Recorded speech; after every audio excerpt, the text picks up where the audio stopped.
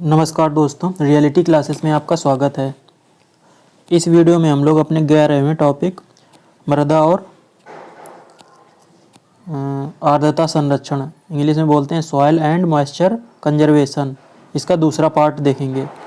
इसके पहले पार्ट में हम लोगों ने लैंड डिग्रेडेशन मतलब मिट्टी में जो पोषक तत्व हैं उनका जो कमी है वो किस तरह से होती है और उसको रोकने के हम लोग क्या क्या उपाय कर सकते हैं। और लैंड डिग्रेडेशन के अलावा जो मिट्टी के संरक्षण में ना मृदा अपरदन भी शामिल है, मतलब सॉइल इरोजन। तो उसमें हम लोगों ने मृदा अपरदन के नेचुरल तरीके देखे थे कि किन किन प्राकृतिक कारणों से मृदा अपरदन होता है। और यहाँ पे हम लोग स्टार्ट करेंगे कि मृदा अपरदन के मानव जनित कारण क्या है, मतलब मानव की किन किन गतिविधियों से मृदा अपरदन होता है। उसके बाद इस मृदा अपरदन को रोकने के तरीके और फिर हम लोग मृदा नमी संरक्षण इस टॉपिक को पढ़ेंगे इसके लास्ट में। तो ये आपका जो 11th टॉपिक है पूरा कंप्लीट हो जाएगा। तो चलिए स्टार्ट करते हैं। यहाँ पे 4 तरीके लिखे हुए हैं कि इन मानव गतिविधियों से जो मिट्टी है उसका अपरदन होता है, मतलब सॉइल जो है उसका इरोजन होता है। पहला है वनोन्मूलन। वनोन्मूलन का मतलब होता है वनों का कटाव। दूसरा है कृषि मतलब खेती, एग्रीकल्चर। थर्ड है खनन मतलब माइनिंग। और चौथा लिखा है विकास संबंधित कार्य, मानव बस्तियां एवं परिवहन। तो डेवलपमेंट एक्टिविटीज होती हैं और मानव बस्तियां मतलब घर बनाए जाते हैं। और जो ट्रांसपोर्ट है, ये 4 मेन फैक्टर्स हैं जिन पे सॉइल इरोजन मतलब जिनकी वजह से हो रहा है और जो मानव जनित हैं। तो सबसे पहले हम लोग वनोन्मूलन देखेंगे कि वनों की जो कटाई अंधाधुंध हुई है, अभी भी जारी है, उनकी वजह से किस तरह से मृदा अपरदन हुआ है। क्या लिखा है? वनोन्मूलन में वृक्षों को काटना एवं गिराना, वन्य वनस्पतियों का सफाया, पशुओं द्वारा खेतों को चराना एवं रौंदना शामिल है। तो ये एक्टिविटीज आती हैं वनोन्मूलन में कि आपने वृक्षों को काटा और दूसरी वनस्पतियां जो ना उनको सफाया किया। अब वहाँ पे आप कुछ डेवलपमेंटल एक्टिविटीज करेंगे, घर बनाएंगे, तो वनों को काटेंगे और उसको साफ करेंगे। तो ये हो गया वनस्पतियों का सफाया।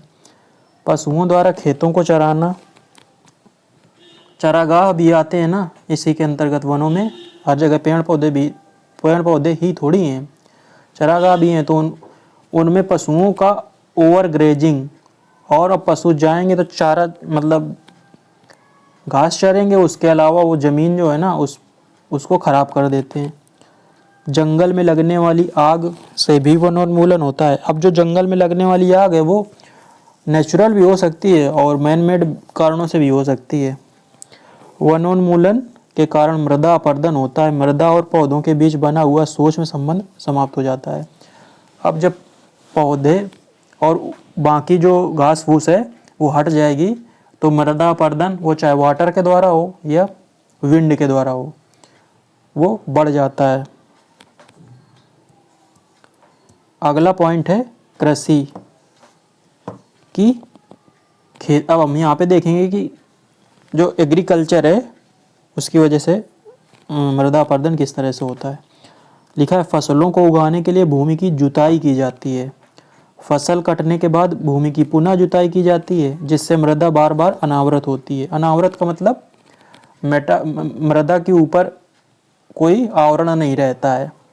तो ये बात तो सही है कि अब हम खेती करते हैं तो उसके लिए पहले जुताई करनी पड़ती है, फिर उसमें हम कुछ बोते हैं, फिर उसमें फसल उगती है, फिर फसल को काटते हैं, उसके बाद फिर से जुताई होती है। तो ये चक्र चलता रहता है। तो बार बार ज़मीन है ना उसको हम लोग ऊपर ज़मीन को साफ करते रहते हैं।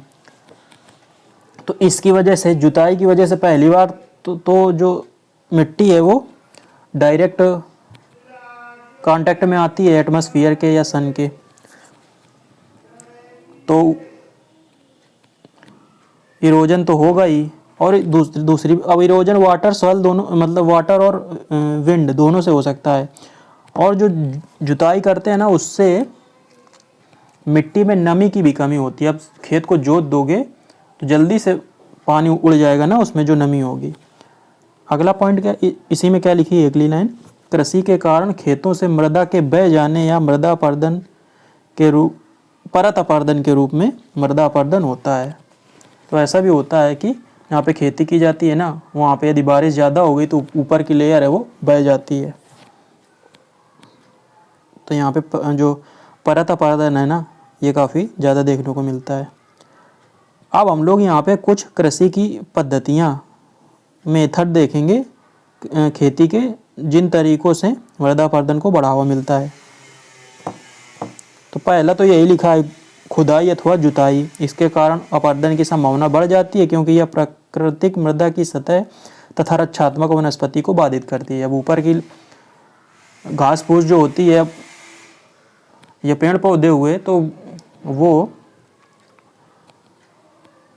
मृदा की जो ऊपर की परत होती है ना, उसको पकड़े रहते हैं, तो मृदा अपरदन कम होता है। दूसरा लिखा है सतत कृषि, मतलब लगातार, कंटिन्यूअस हम लोग फार्मिंग करते हैं। तो एक ही खेत में लगातार बिना विराम दिए कृषि को करते रहना और सीमांत तथा असीमांत भूमि पर भी कृषि आरंभ करना मृदा अपरदन को बढ़ावा देता है।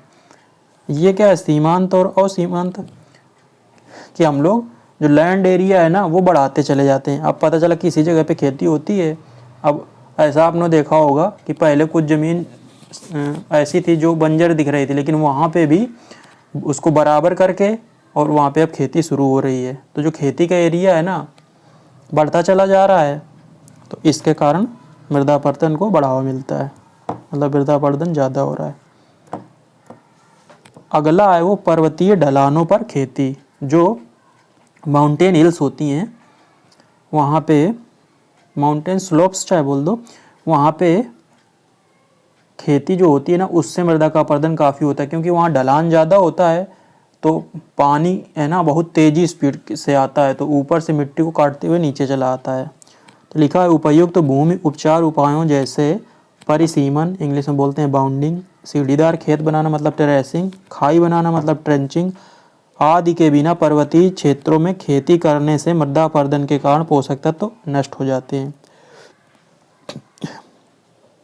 ये परिसीमन क्या है कि मतलब जैसे हम लोग मेड़ बनाते हैं ना, तो वहाँ पे यदि मेड़ ना बनाया और सीढ़ीदार खेत, सीढ़ीदार का मतलब होता है स्टेप्स, मान लो ये इस तरह से पहाड़ी है, अब यहाँ पे हम खेती करते हैं तो स्टेप फार्मिंग है ना वो ज़्यादा सही होती। क्या करते हैं, वो समतल करते जाते हैं ज़मीन को, ऐसे ऐसे ऐसे, और ये जो बीच की मिट्टी मतलब भाग है ना इसको हटाते रहते हैं, तो ऐसे समतल भाग जो मिलता है ना, वो वहाँ पे खेती करने से ये मिट्टी का कटाव है वो कम होता है। इसी को लिखा है सीढ़ीदार खेत बनाना या खाई बनाना। खाई बनाने से भी यहाँ पे यदि खाई बना देंगे तो जो पानी ऊपर से आएगा ना वो यहाँ पे इकट्ठा हो जाएगा, तो वो तेज़ी से बह के नीचे नहीं जाएगा।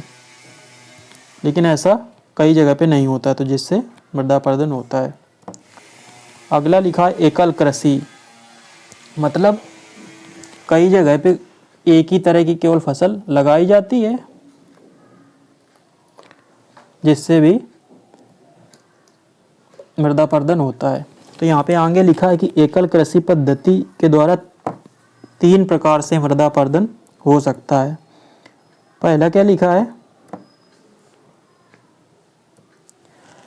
एकल कृषि के अंतर्गत फसल को एक ही समय पर बोया जाता है, जिसके कारण पूरा खेत खाली पड़ा रहता है तथा यह वायु एवं जल के लिए अनावृत हो जाती है।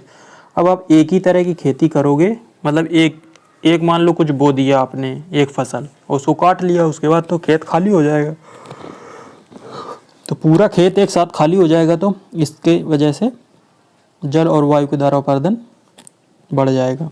दूसरा क्या लिखा है, वनस्पति के बिना वर्षा का जल मिट्टी में नहीं रुक पाता तथा मिट्टी में अवशोषित होने के बजाय सतह से होकर तेजी से बहने लगता है। यह अपने साथ ऊपरी परत को बढ़ा ले जाता है।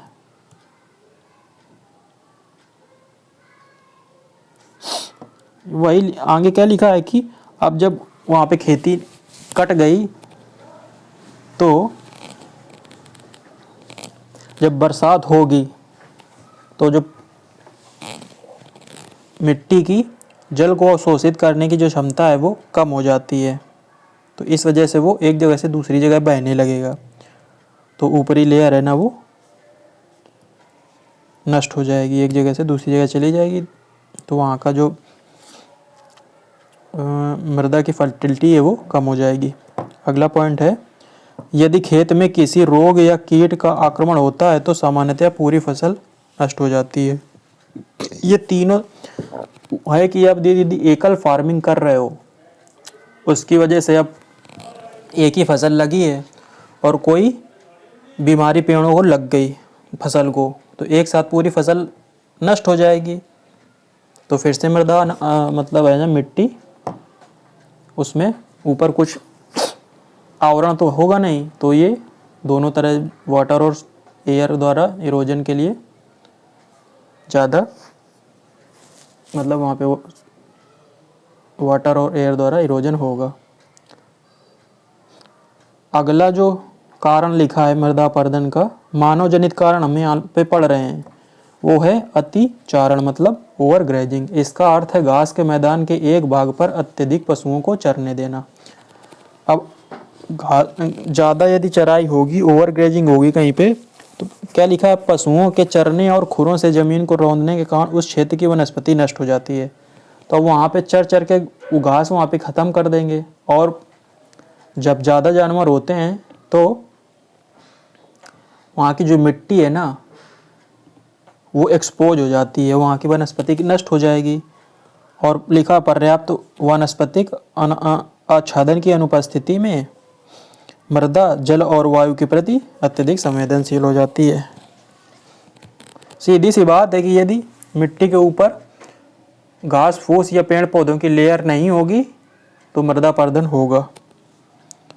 अगला लिखा है आर्थिक गतिविधियाँ।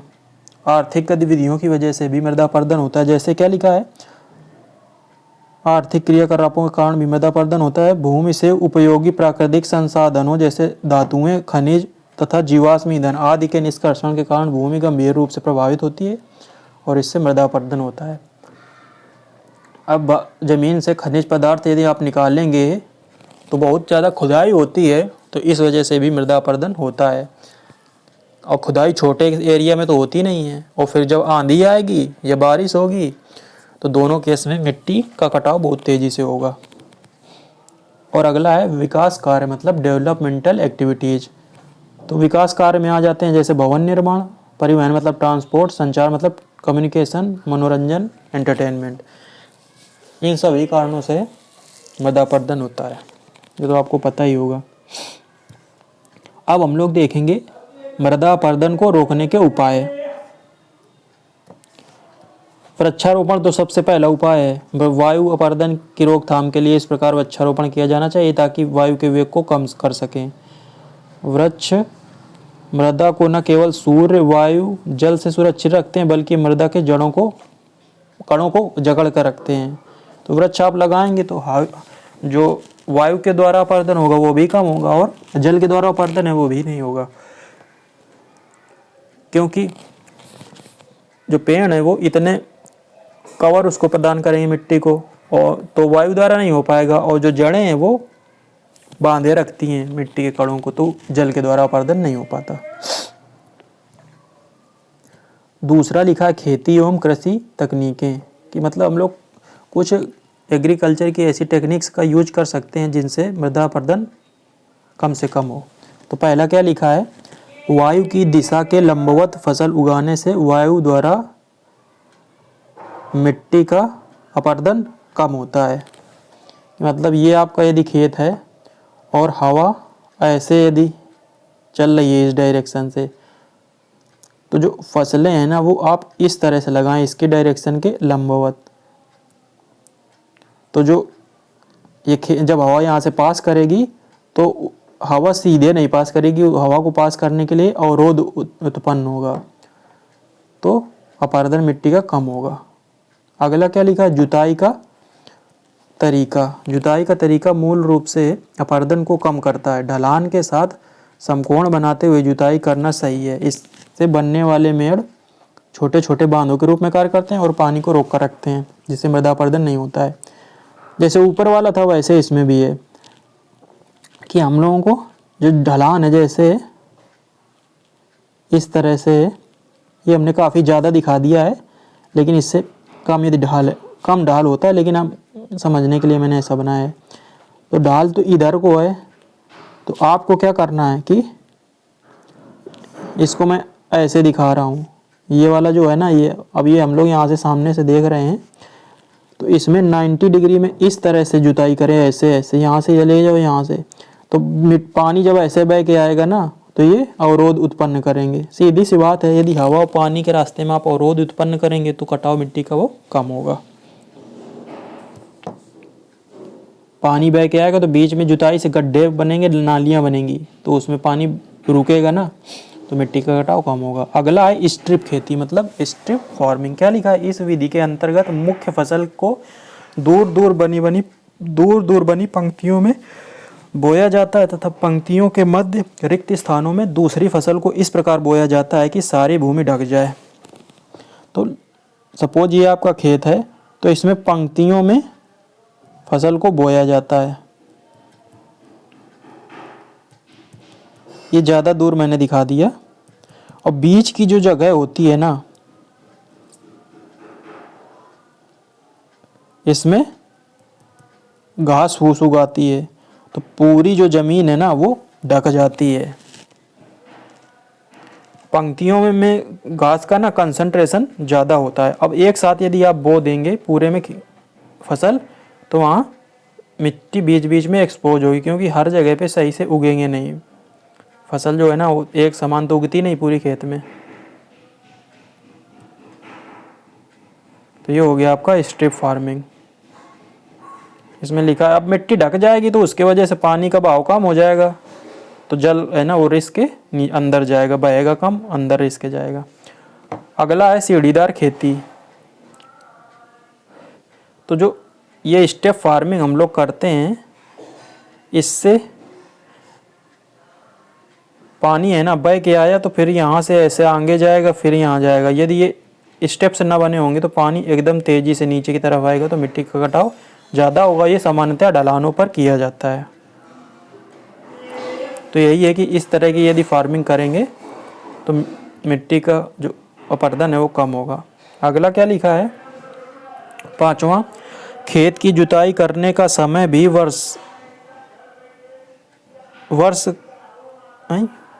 खेत की जुताई का समय भी वर्ष के दौरान होने वाले अपरदन की मात्रा को प्रभावित करता है। हाँ, इनका कहने का तरीका ये है कि आप खेत की जुताई किस समय कर रहे हैं, उससे भी, साल के किस समय कर रहे हैं उससे भी जो मिट्टी का अपरदन है वो प्रभावित होता है। लिखा है कि अगर खेत की जुताई शरद ऋतु में की जाती है तो मृदा अपरदन पूरी शरद ऋतु तक होता रहता है।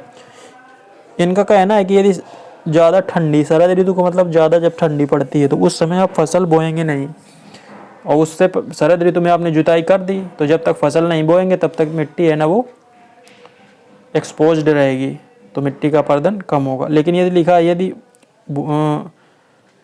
यद्यपि यदि भूमि बसंत ऋतु तक वनस्पति से आच्छादित रहती है तो अपरदन अधिक समय तक नहीं होगा।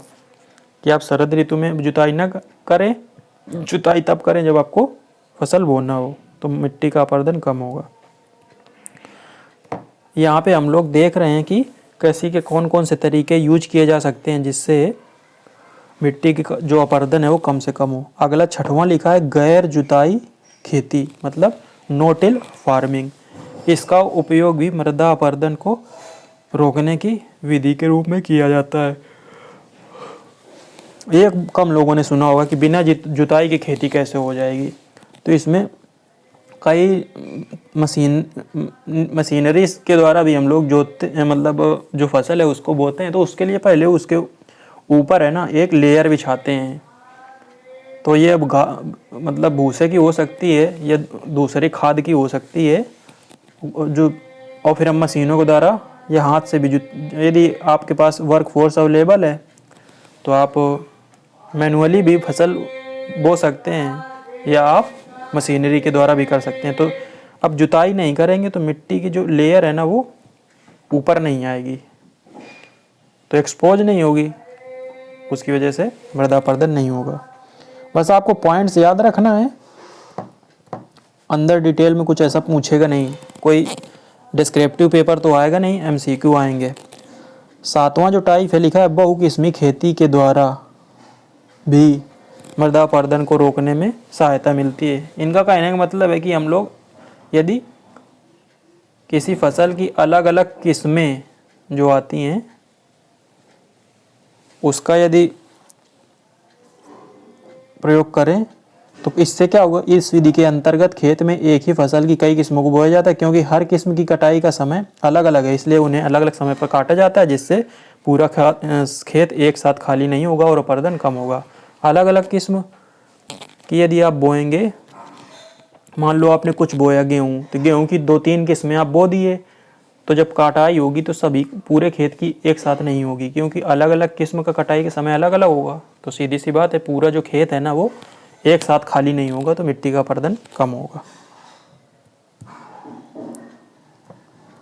7वां लिखा है मृदा में कार्बनिक पदार्थ मिलाना भी मृदा अपरदन को कम करने की एक महत्वपूर्ण विधि है। इसके अंतर्गत फसल के अपशिष्टों को हल चलाकर मिट्टी में मिला दिया जाता है, या इसी उद्देश्य से उगाई गई फसल को हल चलाकर मिट्टी में मिला दिया जाता है।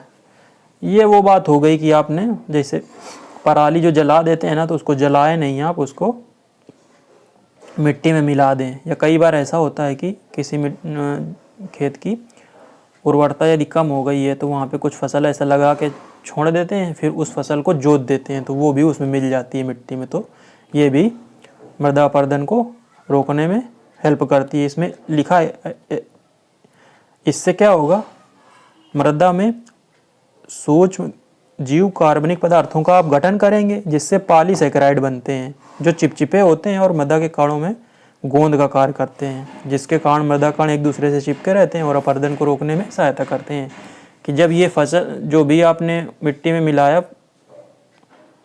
तो ये इसको जो सूक्ष्म जीवाणु है उसका आप गठन करेंगे तो पॉलीसैकेराइड बनाते हैं, वो पॉलीसैकेराइड चिपचिपे होते हैं, तो ऐसी ज़मीन से अपरदन है ना वो कम होता है, क्योंकि मिट्टी के कण चिपके रहते हैं आपस में।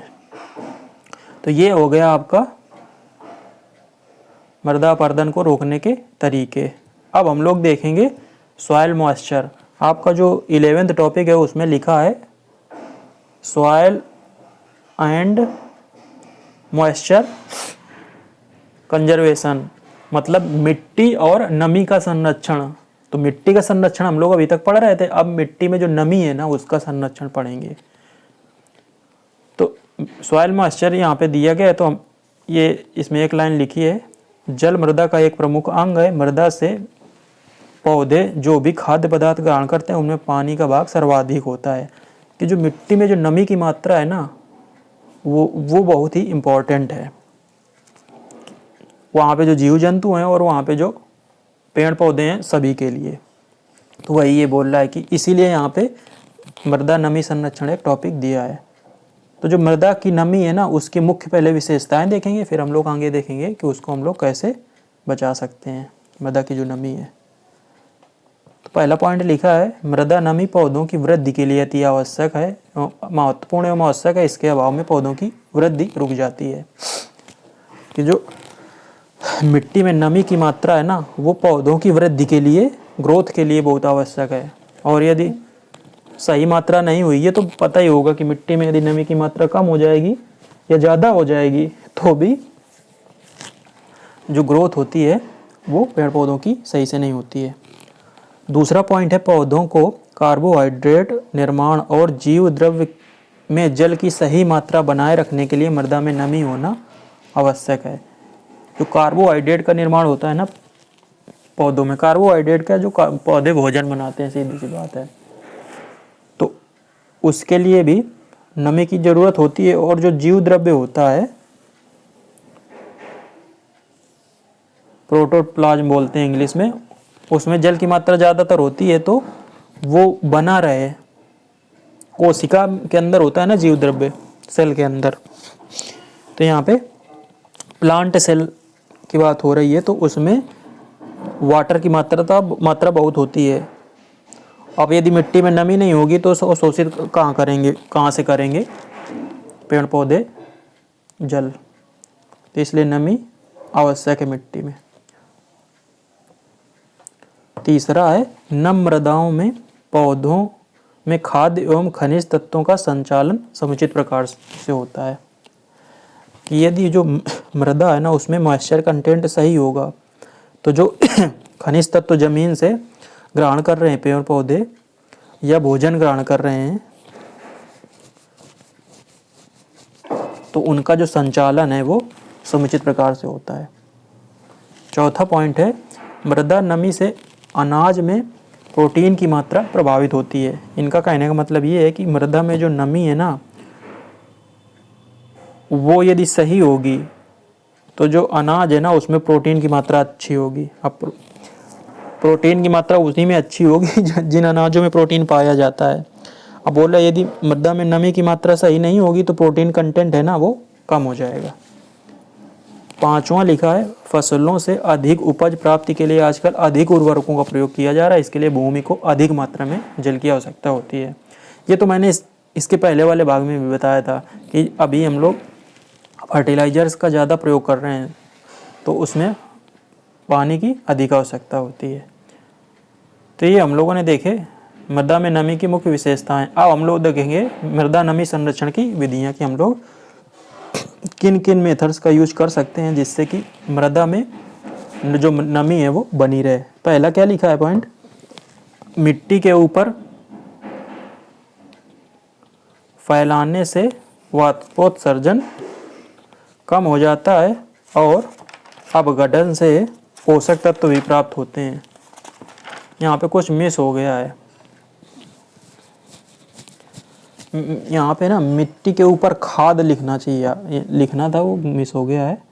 कि मिट्टी के ऊपर यदि हम लोग खाद फैला देंगे तो उससे, अब खाद में जैसे गोबर खेतों में फैलाते हैं ना, पहले एक जगह इकट्ठा करते हैं ले जाके फिर उसको फैलाते हैं तो इससे वाष्पोत्सर्जन कम होता है।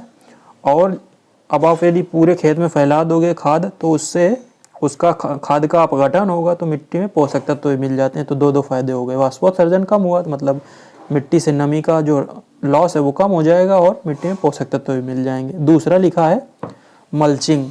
मल्चिंग क्या होता है कि मिट्टी के ऊपर आप घास फूस या पुआल या प्यार जो भी बोलते हो आप, इस तरह के कोई पदार्थ आप ढक दो। कई फसलें ऐसी होती हैं जिसमें जो मतलब डायरेक्ट धूप जिनको हजम नहीं होती है, मतलब ज़्यादा धूप पड़ती है तो वो नष्ट हो जाती हैं। तो उस केस में या ऐसे नॉर्मल आप यदि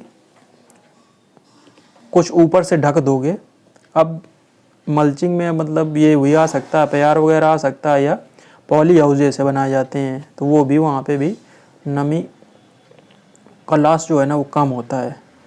क्योंकि जो मिट्टी है वो सूर्य के संपर्क में डायरेक्ट नहीं आएगी तो मिट्टी में नमी बनी रहती है।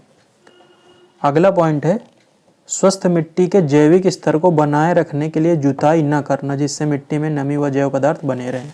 ये हम लोग इससे पहले भी पढ़ चुके हैं कि मिट्टी की यदि जुताई ना करें, जुताई करते हैं तो मिट्टी एक्सपोज हो जाती है तो उसमें जीव जंतु तो मरते ही हैं मिट्टी में जो हैं जुताई करने से, और मिट्टी की लेयर ना एक्सपोज हो जाती हैं जिसकी वजह से वाटर और एयर इरोजन बढ़ जाता है। तो ये जुताई ना करें तो भी सॉइल इरोजन, मतलब सॉइल से जो मॉइस्चर है वो बनी रहेगी सॉइल में। अगला पॉइंट है मिट्टी की गुणवत्ता में सुधार से जल धारण क्षमता में भी सुधार होता है। इनका कहने का मतलब है कि मिट्टी की यदि फर्टाइल होगी मिट्टी तो वो उतना ही जल अवशोषित कर सकती है। सीधी सी बात है, मिट्टी की जो ऊपरी लेयर होती है ना उसकी जल धारण क्षमता काफ़ी ज़्यादा होती है। तो यदि मिट्टी फर्टाइल होगी तो उसकी जल धारण क्षमता अधिक होगी तो नमी उसमें ज़्यादा समय के लिए बनी रहेगी। तो इसके लिए लिखा है हरियाली खाद का प्रयोग करना चाहिए। अगला पॉइंट है मिश्रित फसलों को उगाने से भी मृदा में नमी बनी रहती है। तो मिक्स्ड फार्मिंग करने से भी